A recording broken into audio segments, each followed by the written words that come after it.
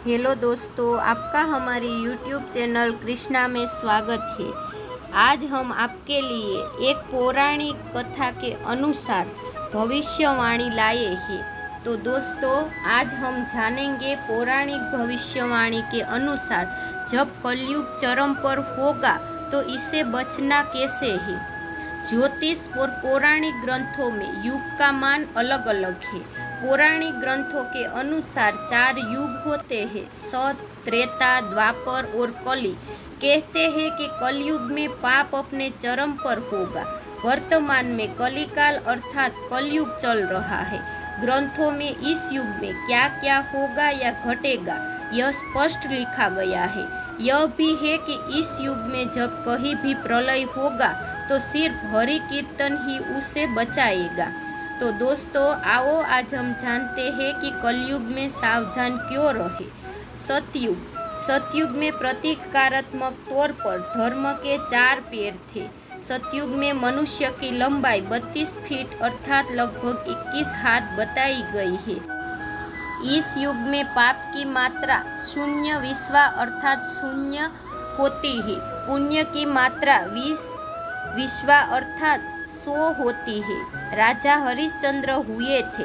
हरिश्चंद्र ने सत्य के लिए खुद के परिवार और अंत में खुद का भी बलिदान दे दिया था।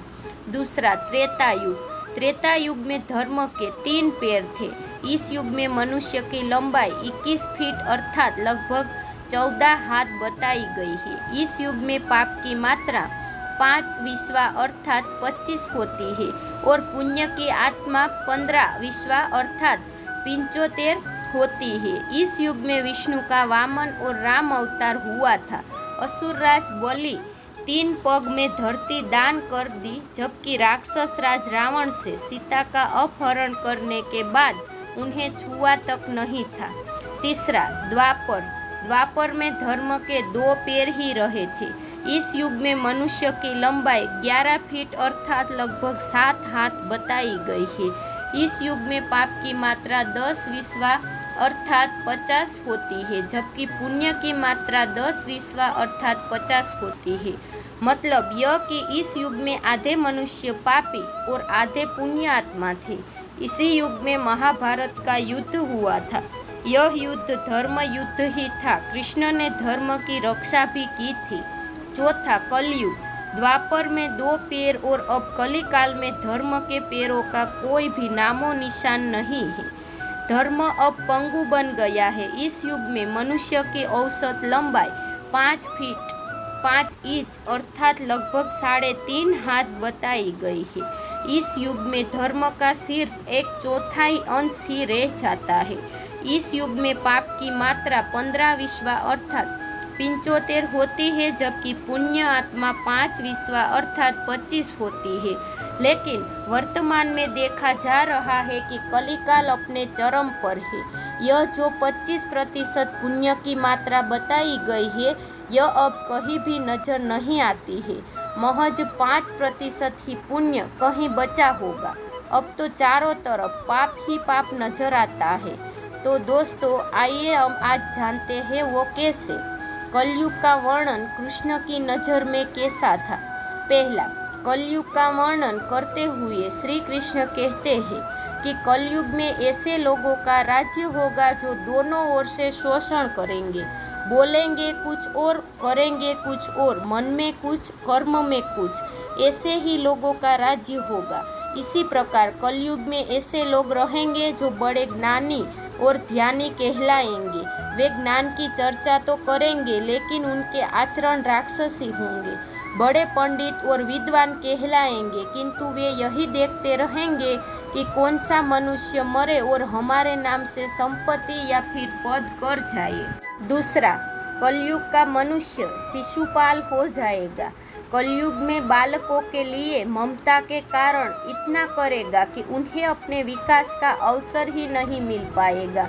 मोह माया में ही घर बर्बाद हो जाएगा।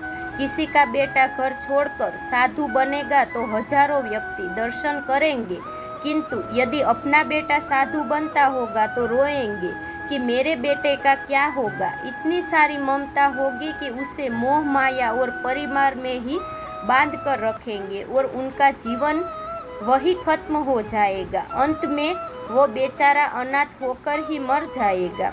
तीसरा, कलयुग में धनाढ्य लोग लड़के लड़की के विवाह में, मकान के उत्सव में, छोटे बड़े उत्सवों में तो लाखों रुपये खर्च कर देंगे, परंतु पड़ोस में ही यदि कोई भूखा प्यासा होगा तो यह नहीं देखेंगे कि उसका पेट भरा है या नहीं। उनका अपना ही सगा भूख से मर जाएगा और वे देखते रहेंगे। दूसरी ओर मौज, मदिरा, मांस भक्षण, सुंदरता और व्यसन में पैसे उड़ा देंगे, किंतु किसी के दो आंसू पोंछने में उनकी रुचि ही नहीं रहेगी। चौथा, कलयुग में मानव का मन नीचे गिरेगा, उनका जीवन पतित होगा। यह पतित जीवन धन की शिलाओं से नहीं रुकेगा, नहीं सत्ता के वृक्षों से रुकेगा, किंतु हरि नाम के एक छोटे से पौधे से, हरि कीर्तन के एक छोटे से पौधे से मनुष्य का पतन होना रुक जाएगा। कलयुग का वर्णन पुराणों में कैसा है? पहला, पुराणों में लिखा है कि जो व्यक्ति, संगठन या समाज वेद विरुद्ध आचरण कर भारत की धार्मिक और सांस्कृतिक एकता को खंडित करेगा, उसका आने वाला समय में समूल नाश हो जाएगा। पुराणकार मानते हैं कि जैसे जैसे कलयुग आगे बढ़ेगा वैसे वैसे भारत की गद्दी पर वेद विरोधी लोगों का शासन होने लगेगा। ये ऐसे लोग होंगे जो जनता से झूठ बोलेंगे और अपने कुतर्कों द्वारा एक दूसरे की आलोचना करेंगे और जिनका कोई धर्म नहीं होगा ये सभी विधर्मी होंगे। ये सभी मिलकर भारत को तोड़ेंगे और अंततः भारत को एक अराजक भूमि बनाकर ही छोड़ देंगे। दूसरा, ज्यों ज्यों घोर कलयुग आता जाएगा त्यों त्यों सौराष्ट्र, अवंती, अधीर, सूर, अबुड और मालव देश के ब्राह्मणगण संस्कार शून्य हो जाएंगे तथा राजा लोग भी शूद्र तुल्य हो जाएंगे। अपनी तुच्छ बुद्धि को ही शाश्वत समझकर कुछ मूर्ख ईश्वर की तथा धर्म ग्रंथों की प्रामाणिकता मांगने का दुस्साहस करेंगे। इसका अर्थ है कि उसके पाप जोर मार रहे हैं। तीसरा, जब सभी वेदों को छोड़कर संस्कार शून्य हो जाएंगे तब सिंधु तट, चंद्रभाग का तटवर्ती प्रदेश, कोंतीपुरी और कश्मीर मंडल पर प्राय शूद्रों का संस्कार ब्रह्म तेज से हीन नाम मात्र के द्विजों का और मलेच्छों का राज होगा। सबके सब राजा, राजनेता आचार विचार में मलेच्छ प्राय होंगे। वे सब एक ही समय में भिन्न भिन्न प्रांतों में राज करेंगे। ये सबके सब परले सिरे के झूठे, अधार्मिक और स्वल्प दान करने वाले होंगे। छोटी बातों को लेकर ही ये क्रोध के मारे आग और बबूला हो जाएंगे। ये दुष्ट लोग स्त्री, बच्चों, गौओं और ब्राह्मणों को भी मारने में नहीं हिचकिचेंगे। दूसरे की स्त्री और धन हथिया लेने में ये सदा उत्सुक रहेंगे। न तो इन्हें बढ़ते देर लगेगी और न घटते। इनकी शक्ति और आयु थोड़ी रहेगी। राजा के वेश में ये मलेच्छ ही होंगे। चौथा, वे लूट खसोट कर अपनी प्रजा का खून चूसेंगे। जब ऐसा शासन होगा तो देश की प्रजा में भी वैसा ही स्वभाव, आचरण और भाषण की वृद्धि हो जाएगी। राजा लोग तो उनका शोषण करेंगे ही, आपस में वे भी एक दूसरे को उत्पीड़ित करेंगे और अंततः सबके सब नष्ट भी हो जाएंगे। भागवत पुराण के अनुसार कलयुग की भविष्यवाणी। पांचवा, भविष्योत्तर पुराण के अनुसार ब्रह्मा जी ने कहा है, नारद, भयंकर कलयुग के आने पर मनुष्य का आचरण दुष्ट हो जाएगा और योगी भी दुष्ट चित्त वाले होंगे। संसार में परस्पर विरोध फैल जाएगा। द्विज, ब्राह्मण, क्षत्रिय, वैश्य दुष्ट कर्म करने वाले होंगे और विशेषकर राजाओं में चरित्रहीनता आ जाएगी। देश देश और गांव गांव में कष्ट बढ़ जाएंगे। संत जन दुखी हो जाएंगे। अपना धर्म छोड़कर लोग दूसरे का धर्म का आश्रय लेंगे। देवताओं का देवत्व भी नष्ट हो जाएगा और उनका आशीर्वाद भी नहीं रहेगा। मनुष्य की बुद्धि धर्म से विपरीत हो जाएगी और पृथ्वी पर मलेच्छों के राज्य का विस्तार भी हो जाएगा। छठा, महर्षि व्यास जी के अनुसार कलयुग में मनुष्यों में वर्ण और आश्रम संबंधी प्रवृत्ति नहीं होगी। वेदों का पालन कोई नहीं करेगा। कलयुग में विवाह को धर्म नहीं माना जाएगा। शिष्य गुरु के अधीन नहीं रहेंगे। पुत्र भी अपने धर्म का पालन नहीं करेंगे। कोई किसी कुल में पैदा ही क्यों न हुआ हो, जो बलवान होगा वही कलयुग में सबका स्वामी होगा। सभी वर्णों के लोग कन्या बेचकर ही निर्वाह करेंगे। कलयुग में जो भी किसी का वचन होगा वही शास्त्र माना जाएगा। 7वां, कलयुग में थोड़े से धन से मनुष्यों में बड़ा घमंड आ जाएगा। स्त्रियों को अपने केशों पर ही रूपवती होने का गर्व हो जाएगा। कलयुग में स्त्रियां धनहीन पति को त्याग देगी। उस समय धनवान पुरुष ही स्त्रियों का स्वामी हो जाएगा। जो अधिक देगा उसे ही मनुष्य अपना स्वामी मानेंगे। उस समय लोग प्रभुता के ही कारण संबंध भी रखेंगे। 8वां, द्रव्य राशि घर बनाने में ही समाप्त हो जाएगी। इससे दान पुण्य के काम नहीं होंगे और बुद्धि धन के संग्रह में ही लगी रहेगी। सारा धन उपभोग में ही समाप्त हो जाएगा। कलयुग की स्त्रियां अपनी इच्छा के अनुसार आचरण करेगी। हाव भाव विलास में ही उनका मन लगा रहेगा। अन्याय से धन पैदा करने वाले पुरुषों में उनकी आसक्ति होगी। कलयुग में सब लोग सदा सबके लिए समानता का दावा करेंगे। 9वां, कलयुग की प्रजा बाढ़ और सुख के भय से व्याकुल रहेगी। सबके नेत्र आकाश की ओर लगे रहेंगे। वर्षा न होने से मनुष्य तपस्वी लोगों की तरह फल मूल व पत्ते खाकर कितने ही आत्मघात कर लेंगे। कलयुग में सदा अकाल ही पड़ता रहेगा। सब लोग हमेशा किसी न किसी कलेशों से घिरे ही रहेंगे। किसी किसी तो थोड़ा सुख भी मिल जाएगा। सब लोग बिना स्नान करे ही भोजन करेंगे। देव पूजा, अतिथि सत्कार, श्राद्ध और तर्पण की क्रिया कोई नहीं करेगा। कलयुग की स्त्रियां लोभी, नाटी, अधिक खाने वाली और मंद भाग्य वाली होगी। गुरुजनों और पति की आज्ञा का पालन नहीं करेगी तथा पर्दे के भीतर भी नहीं रहेगी। अपना ही पेट पालेगी, क्रोध में भरी रहेगी, देह शुद्धि की ओर ध्यान नहीं देगी तथा असत्य और कटु वचन भी बोलेंगी। इतना ही नहीं, वे दुराचारी पुरुषों से मिलने की अभिलाषा भी करेगी। 10वां, ब्रह्मचारी लोग वेदों में कहे गए व्रत का पालन किए बिना ही वेदाध्यापन करेंगे। गृहस्थ पुरुष न तो हवन करेंगे न ही सत्पात्र को उचित दान देंगे। वनों में रहने वाले वन के कंदमूल आदि से निर्वाह न करके ग्रामीण आहार का संग्रह करेंगे और सन्यासी भी मित्र आदि के स्नेह बंधन में बंधे रहेंगे। कलयुग आने पर राजा प्रजा की रक्षा न करके बल्कि बहाने प्रजा के ही धन का उपकरण करेंगे। अधम मनुष्य को संस्कारहीन होते हुए भी पाखंड का सहारा लेकर लोगों को ठगने में काम करेंगे। उस समय पाखंड की अधिकता और अधर्म की वृद्धि होने से लोगों की आयु कम होती चली जाएगी। उस समय 5, 6 अथवा 7 वर्ष की स्त्री और 8, 9 या 10 वर्ष के पुरुषों से ही संतान होने लगेगी। घोर कलयुग आने पर मनुष्य 20 वर्ष तक भी जीवित नहीं रहेंगे। उस समय लोग मंदबुद्धि, व्यर्थ के चिन्ह धारण करने वाले, बुरी सोच वाले ही होंगे। 11वां, लोग ऋण चुकाए बिना ही हड़प लेंगे तथा जिसका शास्त्र में कहीं विधान नहीं है ऐसे यज्ञों का अनुष्ठान होगा। मनुष्य अपनों को ही पंडित समझेंगे और बिना प्रमाण के ही सब कार्य करेंगे। तारों की ज्योति फीकी पड़ जाएगी, 10 दिशाएं विपरीत होती जाएगी। पुत्र पिता को तथा बहुएं सास को काम करने भेजेगी। कलयुग में समय के साथ साथ मनुष्य वर्तमान पर विश्वास करने वाले, शास्त्र ज्ञान से रहित, दंभी और अज्ञानी हो जाएंगे। जब जगत के लोग सर्वभक्षी हो जाए, स्वयं ही आत्मरक्षा के लिए विवश हो जाए तथा राजा उसकी रक्षा करने में अमर्थ हो जाएंगे, तब मनुष्य में क्रोध, लोभ की अधिकता और भी हो जाएगी। 12वां, कलयुग के अंत के समय बड़े बड़े भयंकर युद्ध होंगे।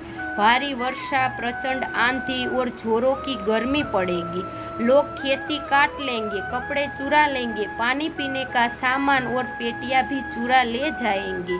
चोर अपने ही जैसे चोरों की संपत्ति चुराने लगेंगे, हत्यारों को भी हत्या होने लगेगी। चोरों से चोरों का नाश हो जाने के कारण जनता का कल्याण होगा। युगांत काल में मनुष्यों की आयु अधिक से अधिक 30 वर्ष की भी होगी। 13वां, मनुष्य की औसत आयु 20 वर्ष ही रह जाएगी। 5 वर्ष की उम्र में स्त्री गर्भवती हो जाया करेगी, 16 वर्ष में लोग वृद्ध हो जाया करेंगे और 20 वर्ष में मृत्यु को प्राप्त भी हो जाएंगे। इंसान का शरीर घटकर बौना हो जाएगा।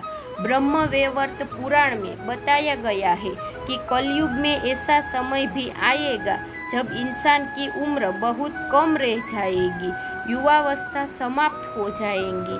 कली के प्रभाव से प्राणियों के शरीर छोटे छोटे और क्षीण और रोगग्रस्त होने लगेंगे।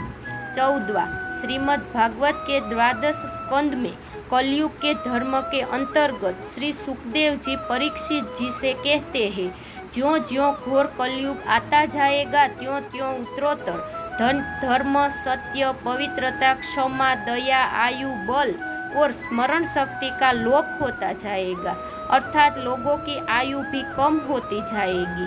जब कलिकाल बढ़ता चला जाएगा, कलयुग के अंत में जिस समय कल्कि अवतार अवतरित होंगे, उस समय मनुष्य की परम आयु केवल 20 या 30 वर्ष की ही होगी। जिस समय कल्कि अवतार आएंगे, चारों वर्णों के लोग बोने के समान शूद्र हो जाएंगे। गोये भी बकरियों की तरह छोटी छोटी और कम दूध देने वाली हो जाएगी। 15वां, कलयुग के अंत में संसार की ऐसी दशा होगी कि अन्न नहीं उगेगा, लोग मछली मांस ही खाएंगे और भेड़ व बकरियों का दूध ही पिएंगे। गाय तो दिखना भी बंद हो जाएगी, होगी तो वो बकरी समान होगी। एक समय ऐसा आएगा जब जमीन से अन्न उपजना ही बंद हो जाएगा, पेड़ों पर फल ही नहीं लगेंगे और धीरे धीरे ये सारी चीजें विलुप्त हो जाएगी। गाय दूध देना ही बंद कर देगी। 16वां, स्त्रियां कठोर स्वभाव वाली व कड़वा बोलने वाली होगी, वे पति की आज्ञा का पालन नहीं करेगी। जिसके पास धन होगा उसी के पास स्त्रियां रहेगी। मनुष्यों का स्वभाव गधों जैसा दुस्सह केवल गृहस्थी का भार ढोने वाला ही रह जाएगा। लोग विषयी हो जाएंगे, धर्म कर्म का लोप हो जाएगा। मनुष्य जप रहित नास्तिक व चोर हो जाएंगे, सभी एक दूसरे को लूटने में रहेंगे। कलयुग में समाज हिंसक हो जाएगा, जो लोग बलवान होंगे उनका ही राज चलेगा। मानवता नष्ट हो जाएगी, रिश्ते भी खत्म हो जाएंगे, एक भाई दूसरे भाई का ही शत्रु हो जाएगा। जुआ, शराब, परस्त्री गमन और हिंसा ही सबका धर्म होगा। 17वां, पुत्र पिता का और पिता पुत्र का वध करके भी उद्विग्न नहीं होंगे। अपनी प्रशंसा के लिए लोग बड़ी बड़ी बातें बनाएंगे, किंतु समाज में उनकी निंदा नहीं होंगी। उस समय सारा जगत म्लेच्छ हो जाएगा, इसमें संशय नहीं है। एक हाथ दूसरे हाथ को लूटेगा। कलयुग में लोग शास्त्रों से विमुख हो जाएंगे, अनैतिक साहित्य ही लोगों की पसंद हो जाएगा। बुरी आदतें और बुरे शब्दों का ही व्यवहार किया जाएगा। स्त्री और पुरुष दोनों ही अधर्मी हो जाएंगे। स्त्रियां पतिव्रत धर्म का पालन करना ही बंद कर देगी और पुरुष भी ऐसा ही करेंगे। स्त्री और पुरुष से संबंधित सभी वैदिक नियम भी धीरे धीरे विलुप्त हो जाएगा। अंत में इस घोर कलिकाल से बचने का एकमात्र तरीका यह है कि व्यक्ति को वेदों की ओर लौट आना चाहिए और हर समय हरि कीर्तन करके खुद को सुरक्षित रखना चाहिए। जो व्यक्ति धर्म से विमुख होकर रहेगा वह कभी भी अकाल मौत को प्राप्त होगा या हर समय दुखी और संकटों से ही घिरा रहेगा। तो दोस्तों, ये थी पुराणों और वेदों के अनुसार कलयुग की भविष्यवाणी। यदि आपको यह कथा पसंद आए तो इसे शेयर और लाइक जरूर करें। साथ ही और भी धार्मिक कथा को सुनने के लिए हमारे चैनल को सब्सक्राइब करना ना भूलें और नीचे दिए गए कमेंट बॉक्स में हमें ज़रूर बताइए आपको ये कथा कैसी लगी। और आपको इस कथा के बारे में कोई सवाल है तो आप हमें पूछ सकते हैं। हम आप तक सही जानकारी देने का प्रयत्न अवश्य करेंगे। जय श्री कृष्ण।